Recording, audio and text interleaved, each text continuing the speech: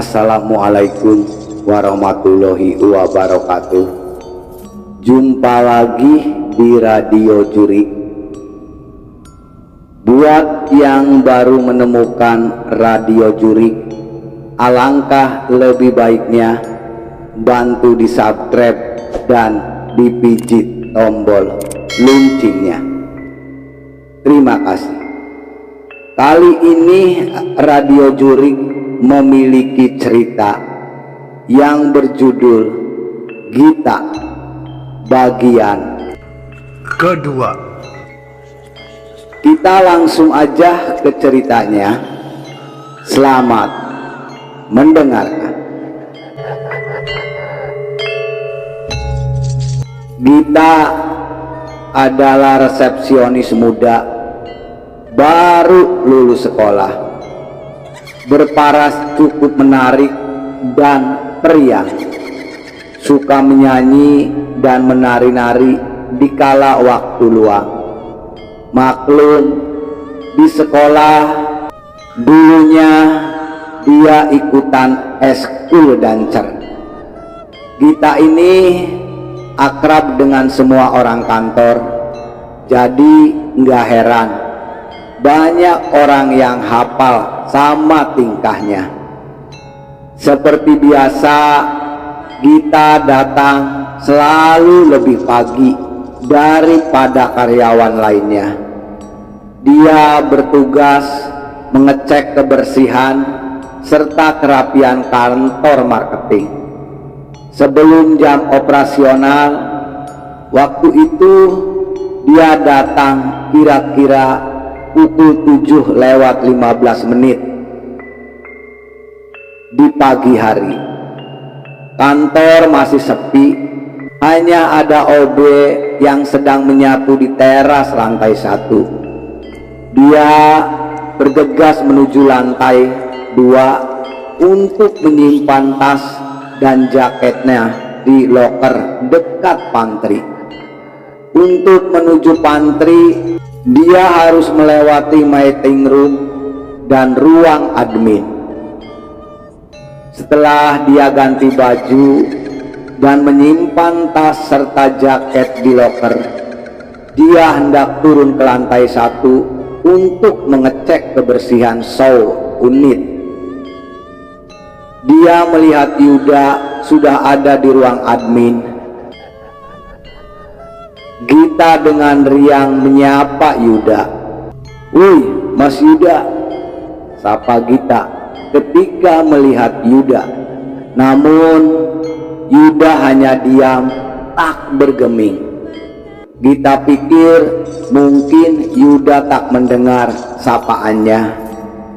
Gita berjalan melewati meeting room, turun tangga ke lantai 1. Sebelum mengecek kebersihan kantor marketing, Gita keluar sebentar. Ketika dia buka pintu, dia melihat sosok Yuda sedang parkir sepeda motornya persis di depan kantor marketing. "Wih, tumben kamu udah nyampe sepagi ini," sapa Yuda sambil naruh helm. Gita cuman melongo keheranan. "Loh, Mas Yuda baru nyampe?" tanya Gita sambil kebingungan. "Nah, ini aku baru parkir. Kenapa?" Yuda tanya balik. "Lah, terus tadi yang di atas siapa?" tanya Gita masih enggak percaya dengan apa yang dilihatnya barusan. "Apaan sih? Jelas-jelas aku baru nyampe ini," jawab Yuda sedikit ketus sambil berlalu menuju kantor marketing, meninggalkan Gita yang masih kebingungan. Waktu kejadian itu kebetulan aku sedang tidak di kantor. Awal mulanya semua terlihat berjalan normal seperti hari-hari biasanya. Namun ketika menjelang sore barulah semuanya berubah. Di kantor marketing seperti biasa ada beberapa sales sedang flow up customer. Di teras depan kantor marketing di lantai 2 lengkap ada Pak Danu, Yuda, Nur di ruangan admin. Saat itu kita sedang di kursi resepsionis dengan sales counter. Ada salah satu anak Bak Opik bernama Handi sedang dekat meja panjang. Dia melihat kita berjalan masuk ke arah toilet. Selang beberapa menit kita keluar dari toilet sambil bernyanyi lirih dan menari-nari tari Jawa menuju ke Hendy. Hendy yang sudah tahu kebiasaan kita seperti itu, dia cuek-cuek aja. "Ngapain sih kamu Git?" tanya Hendy. Namun kita malah semakin kencang suaranya dan menari-nari enggak jelas. Tak lama kemudian kita tiba-tiba teriak kencang sambil kepalanya mendongkrak ke atas, lalu pingsan. Ternyata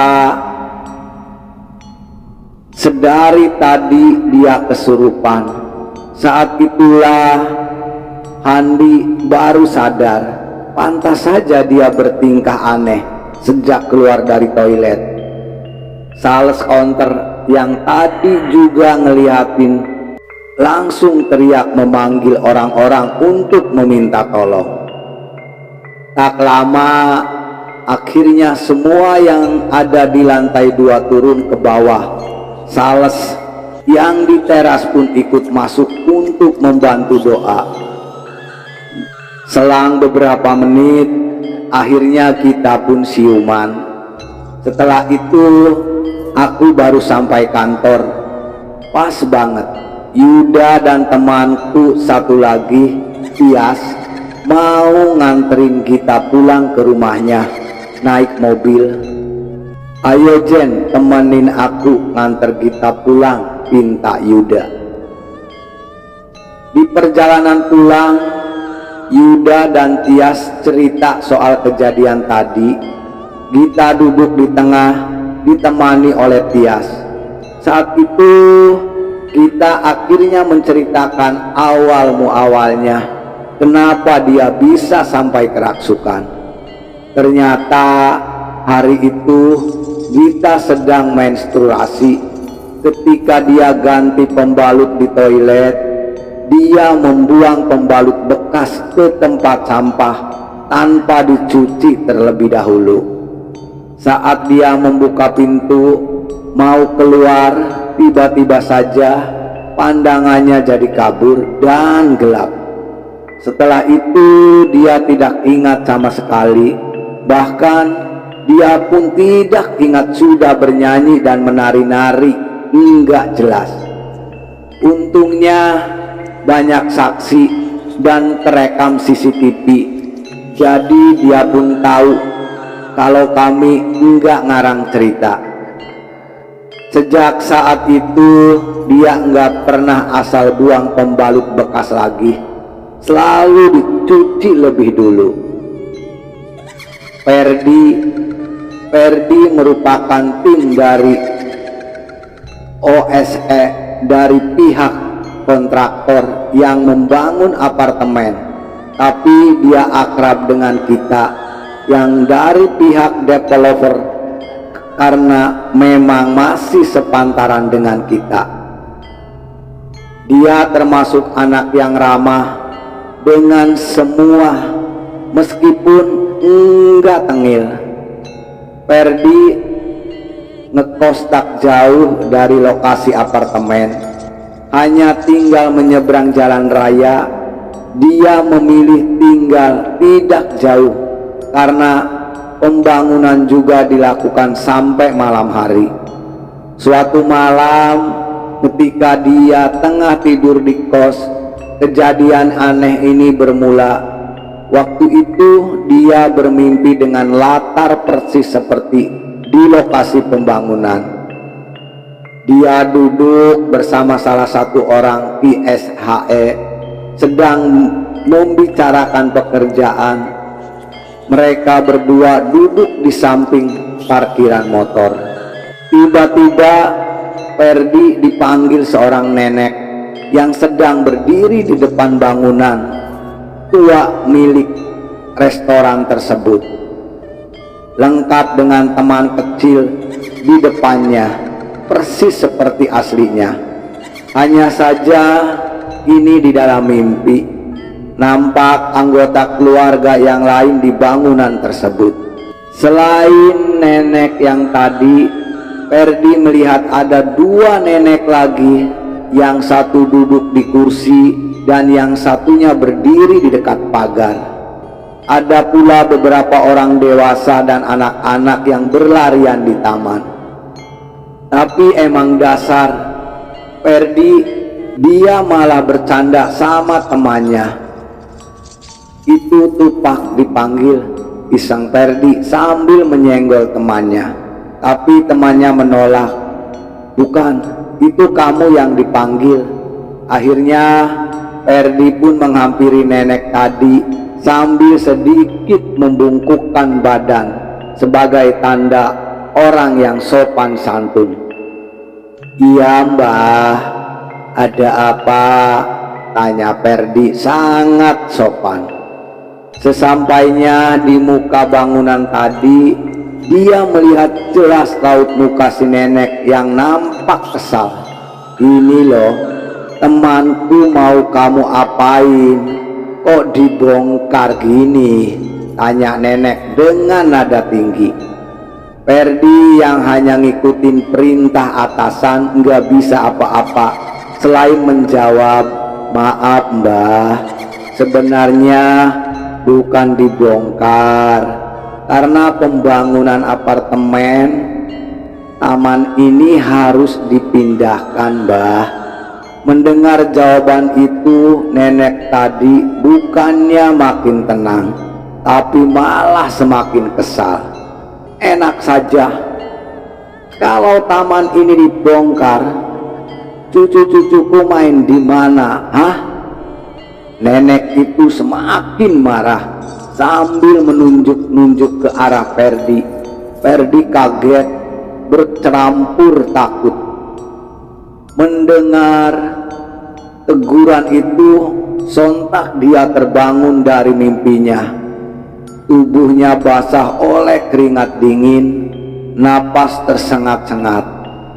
Dia pun terdiam melihat jam masih pukul 2 dini hari. Dia tak percaya dengan mimpinya barusan, lalu mengambil minum untuk menenangkan hatinya. Ferdi masih belum mengerti maksud dari mimpinya tadi. Karena masih ngantuk, dia pun melanjutkan tidurnya kembali. Setelah dia terlelap, dia mimpi lagi. Anehnya mimpinya berlanjut. Di dalam mimpinya, dia selalu berada di lokasi yang sama seperti sebelumnya. Di depan teras bangunan yang sangat tua tadi, lagi-lagi dia dipanggil oleh salah satu seorang nenek. Namun kali ini berbeda orang. Nenek kali ini lebih ramah dan hangat pembawaannya.